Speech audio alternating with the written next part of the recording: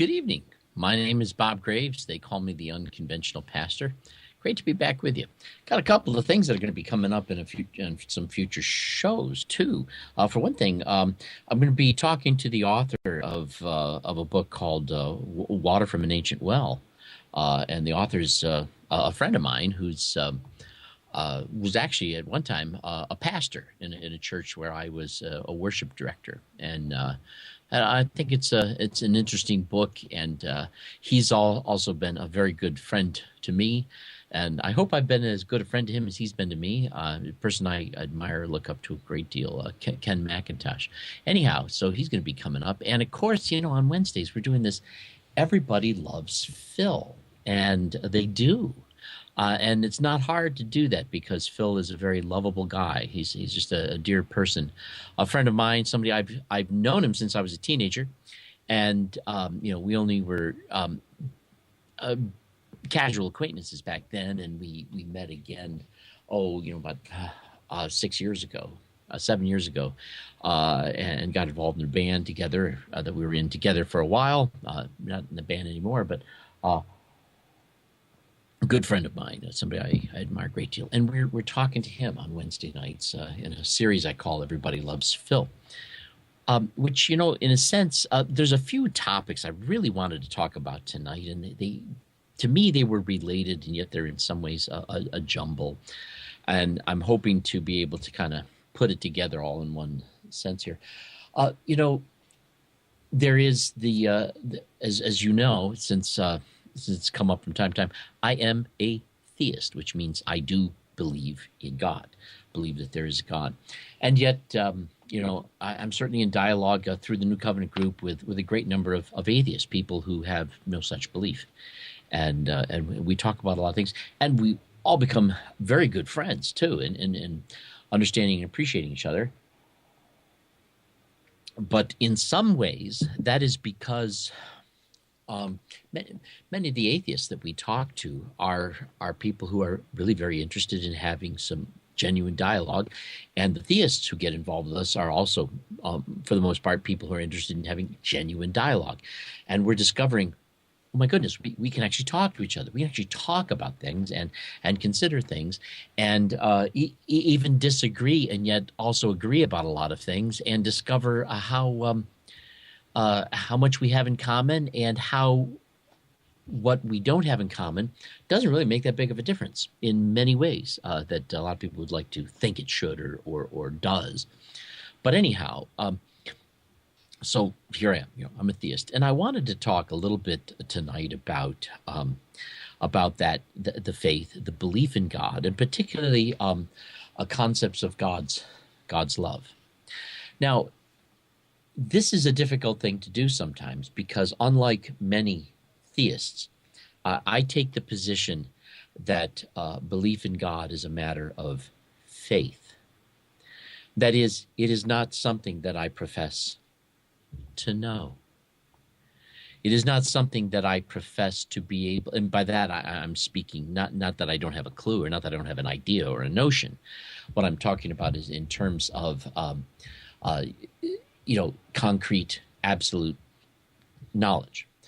I have experiences that are for me meaningful, but I have no way of knowing whether those experiences are properly understood by me or not. And I fully appreciate the difficulties and the problems. And in fact, I would consider them to be so significant that for me, belief is really a matter of faith. It is not a matter of, I've thought about this question, I've looked at the evidence, and my conclusion is there is a God. That's not true. That's not where I'm coming from. I've looked at the evidence, and I see some of the evidence that I consider can be understood to lean in this direction. Some can be understood to lean in that direction. And by the time I've looked at all the evidence as I can,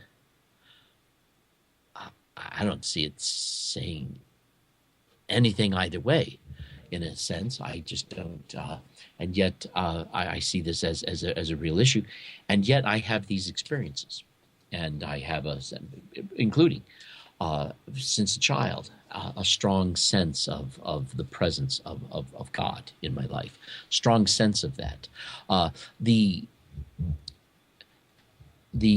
for me, inexplicableness of the existence of the entire universe, and questions of first cause and things like that. For me, it has come down to the point that I became comfortable taking that leap of faith. Now, many times people who don't take that leap of faith think that it is reckless and unjustified to do so. And there is a sense in which I can agree with them. However, I find that the ramifications and the outcome of saying no, saying I don't know, saying yes, are all very significant, so that it's almost irresponsible to take any one of those positions in a sense. So, you're kind of painted into a corner on this. I am comfortable taking the risk of believing that this sense that I have is at least a valid one. And even though that's nothing that I can prove, to me, that's why it's called faith. I don't see it as the kind of thing that is so strong or so obvious or so compelling that I could actually talk anybody else into it. If this isn't how you see it, that's fine. You don't need to see it this way. But I'll tell you what, it does bring me to the point of then asking, how does that affect my theology in terms of what sort of a God is it that I do believe in? I certainly don't believe in the God that a lot of people who do believe in God would say they do. And some of you might know that I have identified in some ways, in a way you might think of me as a Christian, because I seem to talk about Jesus. In fact, I seem to believe in him, and I do. And I seem to talk of him. I seem to be somebody who admires him. But let me tell you this. Here's where my theism comes into play. I believe that Jesus is a representation of God. What does that mean? I don't have a clue what that means. I don't know how he could or couldn't be a representation of God. So, I don't know what that means. I don't pretend to know what that means. I don't know how that even works.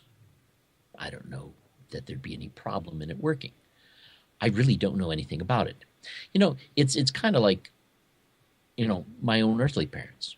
I had a mom, I had a dad. They're both dead now. They're gone. But they had a huge impact on my life. I grew up in that house. They had responsibility, and they had authority over me in a way that certainly as a kid I had no way of stepping out from under. I had to become an adult in a sense to get to a certain age before I could really step out on my own and be in charge of my own life. But they had a huge impact on me. I believe they exist. But I can't tell you that just because I believe they exist, that I completely understand who they are, what they think, what they're like, or what it is about them that makes them human. I don't know. And do I have to even know those things to deal with the experience of the relationship that I had with them? I don't see that. I'll tell you what, the more I've learned about psychology and human development, and as Greg Bray sometimes say, I've been to college too many times, and it's probably true. But, I have a degree in human development. The things that I know about that kind of stuff does help me to put into perspective workable modeling theories about what must have been going on inside of my parents and why they had the particular impact upon me that they did. But you know what? That's really a different issue from the fact that they did have that impact and that they were there. And so to me, I don't believe in a theism that says that people who believe in God understand God. I don't know, people who are very familiar with other things in the material world that really do exist. That doesn't mean they understand them. In fact, that's part of what the world of science is really doing. It's seeking to develop a deeper and deeper and deeper understanding of what it is we're taking a look at. Let's see, we already got a viewer comment. Do you suppose that Jesus is a representation in a different way that, for example, Mr. Rogers is, or even I am a representation of God? whatever that way may be? Well, that's an interesting question. Um, the answer to that is, I get the impression there's something a little different going on with Jesus. I don't know what. So, in a sense, I don't know how to answer that question. In fact, that's part of where I was even headed tonight. I don't really know what that means. I don't see other people having this impact that Jesus had. But then again, I guess once Jesus has had that impact, it's kind of hard to upstage that. So it's possible some other people who would come along just as wonderful as it were, wouldn't have the opportunity to be to have such an impact. Kind of like the Beatles came on the scene when they just hit us right between the eyes just when we needed it. Have there been other musicians who come along who are just very, very talented, but we already had Beatles, so sorry guys, we can't use you. I don't know, I do believe that he's a representation of God in a manner that is sufficient that it was a representation of God. I don't know what that means. I'm fully comfortable with the possibility that that means he was God. I think it's also completely possible that that there's something going on here that doesn't require that he be God either. What I'm saying is that I don't really know, and I don't see that there's any way that I need to know. When Peter says, "You are the Christ, the Son of the living God," he's speaking. You are the Anointed One. I don't even know that we really know what that means. But whatever it meant to Peter when he said it, he was struck with this reality when Jesus saying, "Who do people say that I am, and who do you say that I am?" That what Peter saw in Jesus, we don't really ever see a clear sense of whether or not that is radically unique or merely the start of something huge. So as a theist, to be honest with you, I really don't feel that that is a question that is answerable in any way other than it's interesting to give some of these ideas thought. It's interesting to consider the possibilities. For example, when Paul talks about Christ in you, the hope of glory, and when the New Testament possesses this concept that seems to have come from the tradition prior to even the text existing, at least to Paul it did, the concept of the indwelling Christ. Paul meets Jesus, the person, apparently, on the road to Damascus. So it appears to me that we're talking about a distinct personality. So this lends itself, in my impression, in the direction that Jesus is not a representation of God that is merely unique to his presence on the earth back then, but that somehow it's an ongoing representation, but in a different form. And so what is that representation in terms of metaphysically? I don't know. I don't care. I really don't. I don't know why I need to. I do think that Paul meets this presence called Jesus, identifies himself as the Jesus whom Paul was persecuting, according to the way the story works out. So maybe I'm connected to this the same representation in a manner that is actually that very same person, no longer present in the way that he was when walking the earth. What does that make him? I don't know. I don't know that it makes him anything other than what I may be someday. I don't know. Viewer comment, do you think that Jesus was a full representation of God? That is, everything Jesus was, God is, and nothing more. How the hell would I know? Good question, though. You see, these are the kind of questions that I think are interesting that people ask them. But to me, I don't know. And not only do I not know, I don't think those questions are answerable. I think in some ways they're even perhaps useless questions. Interesting. The truth is, Even Peter talked about how it has been given to us all the things that pertain to life and godliness. And Paul talked about how, we now see through a glass darkly, and how we don't, but then we shall see, things. There's this concept that is presented in even in the biblical text of the fact that we're headed in a different direction, in a destiny that includes things we can't talk about, that we don't know about. And so there's a sense here in which I could say, I don't know, and I don't even know what that means. In fact, if Jesus is fully God, what does it mean to be fully God? Who's God? What's he like? What is he not like? Who would know this? I don't know. I mean, it's the same question that even although to some people the belief in God is a belief in an imaginary being, I'll tell you what, my mom and dad who gave birth to me, they're not imaginary beings. They're no longer here. But I can't answer that question about them. My dad was in some ways, I got to be honest with you, he was not a very good dad. I talked with a relative recently who asked me how I was doing, someone I hadn't spoken to in a while, someone who had been, not a close member of the family, a person I'd only maybe seen maybe 5 or 6 times my whole life, called me, asked me how I was doing after the death of my father a few years ago. And I had to tell him, that the honest truth, this wasn't a good relationship. And since my dad has passed, I don't think I've thought about him at all. I'm just living my life. I don't know that I thought about him a lot while he was still alive. I didn't have a relationship with him. I'd go over to his house, I'd help him with his computer, but he was not a dad to me. He was just a person I knew and a person I remained open to just in case there could be a relationship there. Never happened. It just wasn't that kind of thing. But the truth is that, that aside, regardless of whether I'd had a wonderful relationship with this fellow or not, I don't know who he was. And even if I'd had a good relationship with him, does that make me, the mere fact that I had a relationship with my father, does that make me an expert in understanding what human beings are? Was he fully human? Or was he maybe a defective human being? Was there something lacking in him as a human being? I have no idea how these things necessarily get explained, and I don't know what relevance they even have to the issues that existed between my dad and I.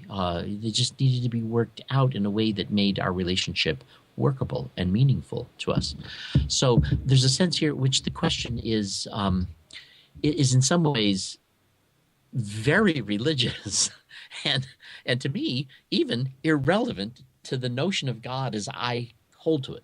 So anyway, your comment, but what do you suppose, Bob? Do you think there might be more to God than what we saw in Jesus? Well, now that's a good question. Yes, definitely. If he's a representation, as I said, then I do believe that what it is for God to be God is something that is, as it were, behind the veil. There's definitely more to it. In fact, what we have of it is so small, we don't even know what to make of it, So, yes, I would definitely say there's more to it. What is that more that is to it? Well, it's kind of like, there's some good things happening tomorrow, but we're just going to have to wait till tomorrow gets here before we'll know what those things are. It's just not within our grasp, and nor is it even necessary. So there's a sense here, which, by the way, brings me to another thing about my concept of God. I don't see God as necessary to the degree and in the sense that most theists do. I don't, you can live your life perfectly meaningfully without God. And that's not a problem, and it's not an issue.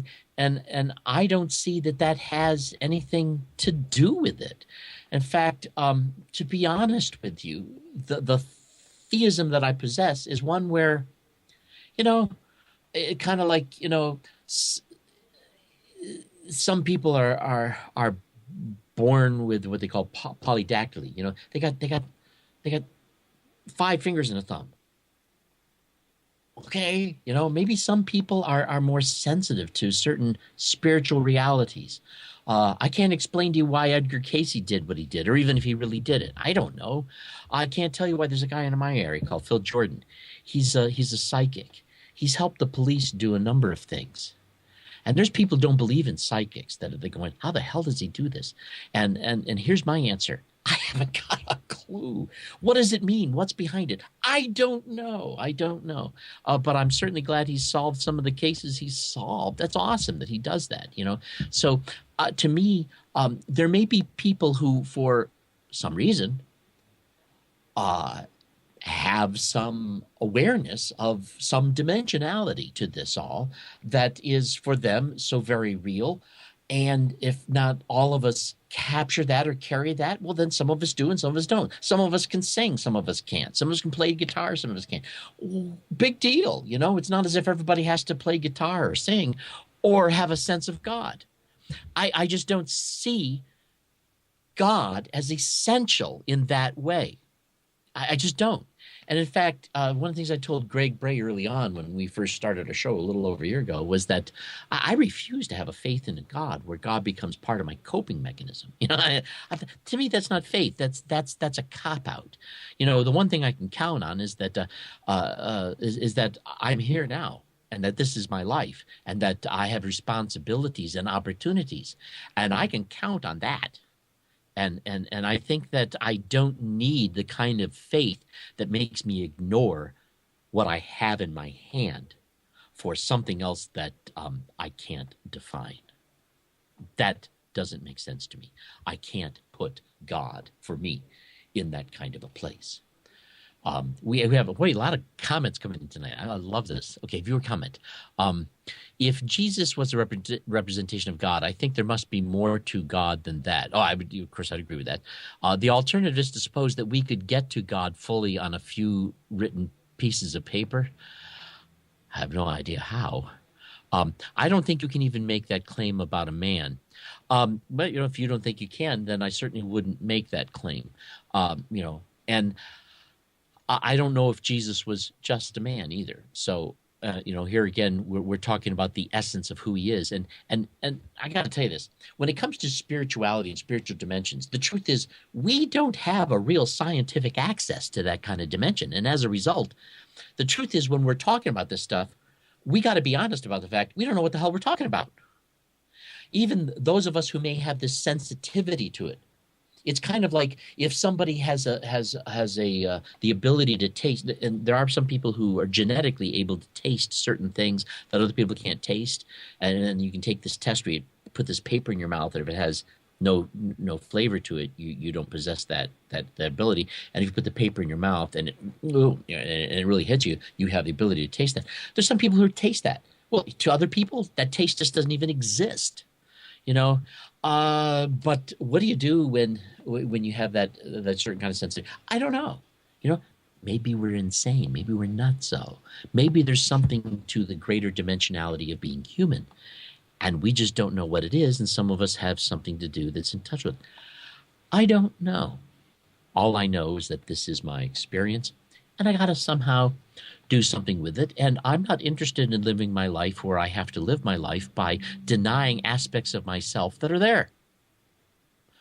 And tell you what, if there's somebody else who doesn't feel that aspect is there, well, I'm fine. That's not there.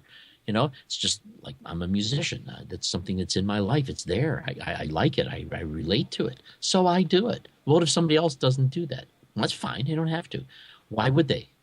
Why is it that has to be the only way of having meaningful life? Now, when it comes to this, let me get to more viewer comments. If let's see, viewer comment. I agree, Bob. You can live a perfectly meaningful and good life without God. But if there is a God, and if we suppose that he is in all and through all, then maybe we should ask, does anyone really live their life without God? Without his character, without the essence of who he is flowing through them in some way. I like that. I think that's awesome. I would have to say that that I don't. You know, if God is all and in all, then God is all and in all, and whether he is accurately identified as such or not is in some ways irrelevant to the question. So that, I mean, I walk through the earth breathing air. The fact that I happen to live in a day where we know the percentage of oxygen, nitrogen, and various other ingredients in the air is interesting. But if I lived 20,000 years ago and we had no clue what was in the air, I'd still be breathing it. So to me, there's a difference here between the experience and the knowledge about the experience.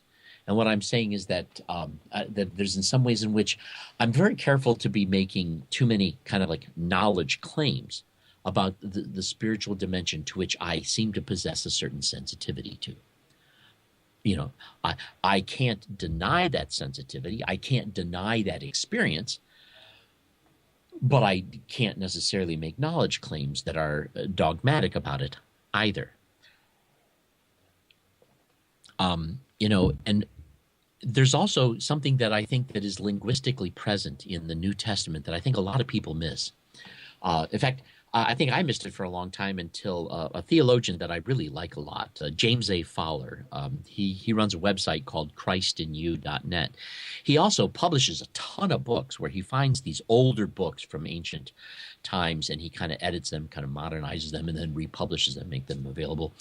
He's got a number of other hobbies that he does, but he also writes a number of books, and he is a very thorough, critically thinking theologian. I admire him a great deal. I've gone to a number of retreats where he was speaking. I always love listening to the guy. He blows me away, knocks me right off my seat because he thinks about these things very carefully and very clearly, and I like the way he thinks.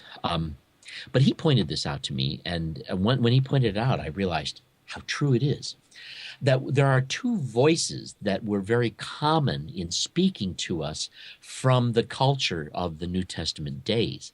And until he pointed out these two voices, I never saw them before. And once he pointed them out, I see them all the time. The New Testament speaks from the standpoint of the experience of man.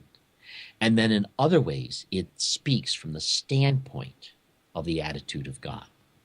And it says different things when it does that. And in doing so, it sometimes appears to us to be a conundrum or a contradiction. But really, it's talking about, those two different standpoints. And when I begin to realize that, there is the sense in which when Paul talks about, Christ in us, and some people want to argue about, well, is Christ in everybody or just people who believe? Well, this brings us to the point of sometimes the New Testament is speaking from the level of human experience. If you experience this as the presence of Christ, then that's what you're experiencing it as. But from God's standpoint, that may not be the standpoint at all. He might be all and in all. I don't know. I can't speak to that. But at the same time, I can see the biblical text speaking of that in both ways. And I think that the difference is that more than we catch on, they speak from the standpoint of what this must be like coming from where we are at. And then they speak about it from the standpoint of coming from the standpoint of what it must really be in terms of reality. And these are two different voices, and both of these voices can be active and sometimes even crisscrossing within the same the text. And that this is happening throughout the New Testament, not just by Paul, but by other authors, so that it appears to be a part of almost even an unspoken, because nobody ever stops in the New Testament to tell you, okay, now let me tell you this from our standpoint of where we experience it, and then let me tell you from the standpoint of what it must really be in reality. Nobody ever stops to talk about it that way. They just talk about it that way, and we're picking up on, oh, that's what they're doing. It's almost as if this was so obvious to them, they just did it. Viewer comment, but if we are to even dare to suppose that there is a God, and you do, and if we also suppose that we came from him, as I think you also do, then doesn't it follow that we must have his essence in some way in us? Well, just like an artist who creates a painting, there's a signature of that artist in the painting, and if it is true that there is a God, and if it is true that this God has created this universe, however that may have happened, then it would also be true that this is somehow an expression of that and a representation of it. But I'm getting quick to running out of time, and I was hoping to bring this down to a few things that I was hoping to then move it towards, and maybe I'll do that, get there more towards it next Sunday. And that is this, that I perceive Jesus not as a fulfillment of the Old Testament, I don't even see the New Testament as a response to Jesus that is somehow Jesus authorized. I don't. I think that Jesus came and he saw them looking for a Messiah. And I think he came to debunk Messiah. I think he came to destroy the credibility of religion. And I think that he came deliberately as a representation of God to get rid of this nonsense, but by playing a game with it. In fact, in that ancient day, I think it was the only way to do it. And I think when he did it, he knew that the day would come that he would be such a problem for them, they'd end up murdering him. And I think he was very willing to let that happen because he knew there's no way that he could get this message out any other way. But that it was going to eventually lead to his being just not tolerated by the powers that be that he came to actually oppose and do away with. So Jesus fulfilled the Old Testament in the sense of making it no longer necessary. He fulfilled it by making it something we'd had our fill of, in a sense. And I think that what happened is that then what happened as a result of all this, there was a tremendous Christian movement that grew up. But as Jesus is then gone, and as these apostles are becoming people of credibility and power, this thing turns back into another religion and just starts going off the deep end in the same direction religion always goes in. And I don't see that as necessarily being the point that Jesus had in mind. I see elements of Jesus in that, but there's a sense here in which I find myself very much opposed to the Christianity that grew out of this guy. But I think that his presence here was something radically interesting, important, and powerful, and was a representation of God. Which then brings me to the question that was asked here early on, that was something I was also hoping to also get at during the show, and that is this, that Jesus even talked about, have you not read that ye are gods? I don't really think we understand who and what God is. Anselm turned to me, the greatest thought you can think of, the most powerful thing, nothing greater than that which you can think of, this must be God.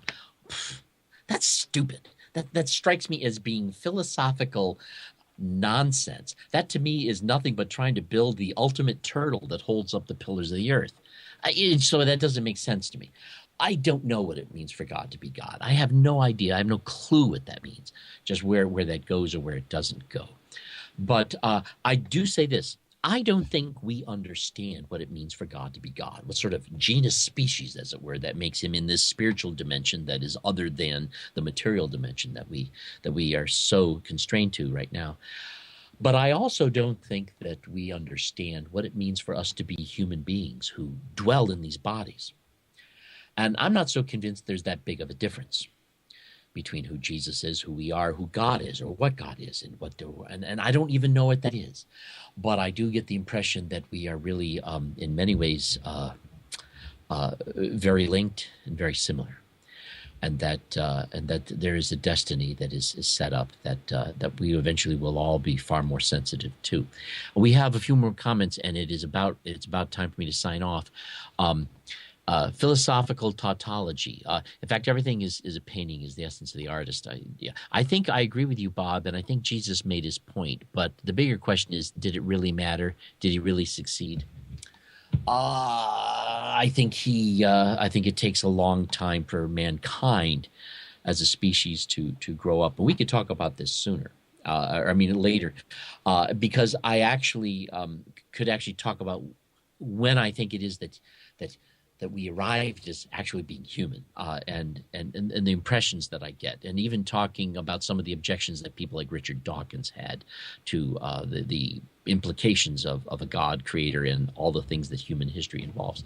Anyway, that's about all we have time for tonight. And I think I will continue going along these lines next Sunday and talk about these things, because I'd like to get a clearer sense expressed of what it is I think that we can or can't be talking about in terms of a theology here, particularly when it comes to something we can't be having explicit knowledge about.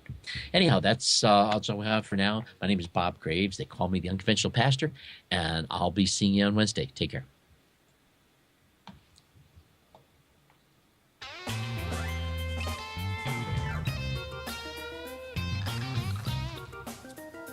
Ladies and gentlemen, stick around. In just a moment on the Florida NCG studio stage, we'll be doing Bible study with atheists. I don't know what I just said. Stick around. Just a moment. It's happening.